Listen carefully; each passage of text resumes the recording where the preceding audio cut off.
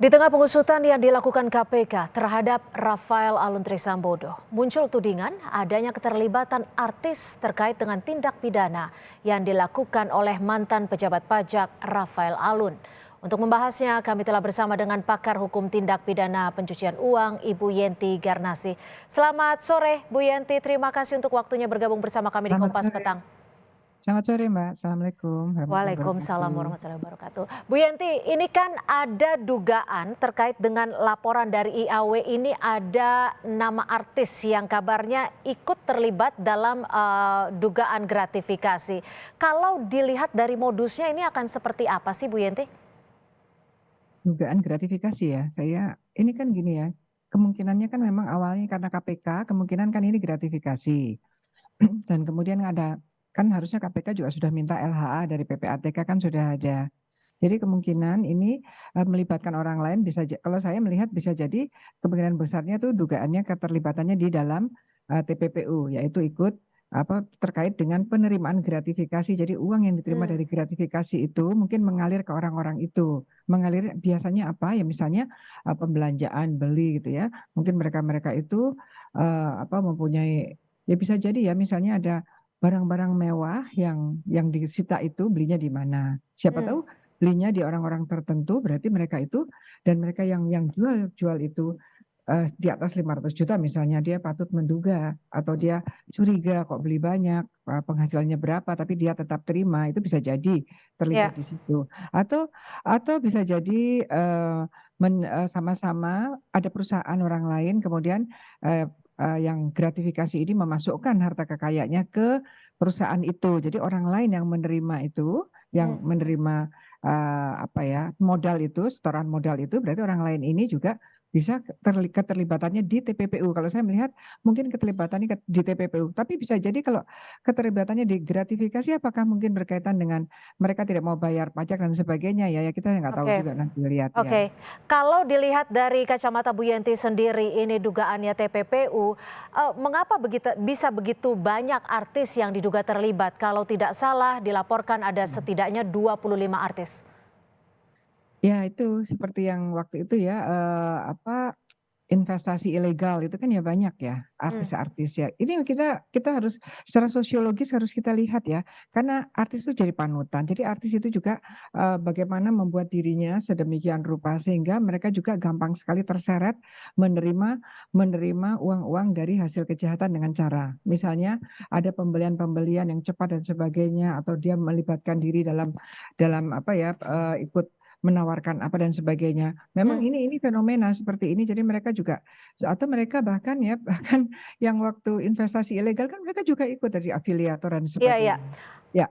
Iya, eee eee, Bu Yenti, kalau dilihat dari Bu Yenti sendiri, ini apakah akan lebih mudah mendeteksinya ketika ini, disebut melibatkan sejumlah artis?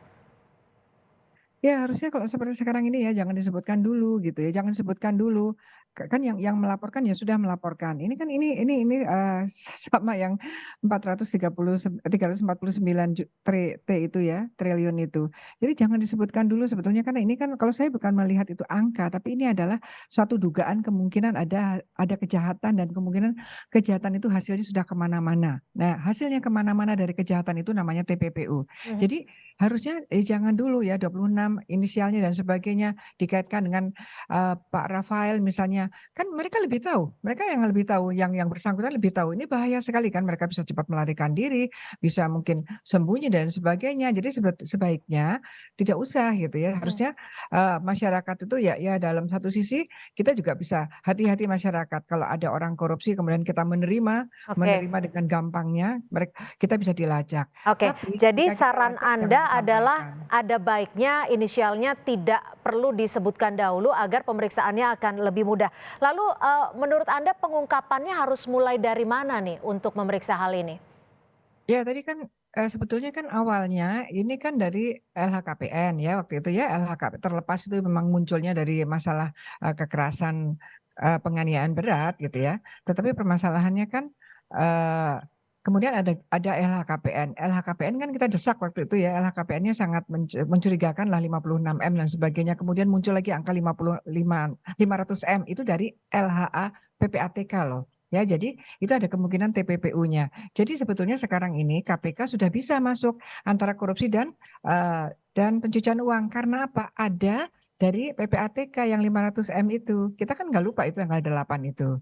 Mhm. Jadi itu juga penting, penting langsung lah. Biasanya gini, seperti Kejaksaan Agung ya, itu selalu menggunakan kejahatan asal korupsi langsung TPPU. Jadi kita berharap KPK menggunakan itu karena itu bukan saran, itu adalah amanat dari Undang-Undang TPPU Ya. pasal 75.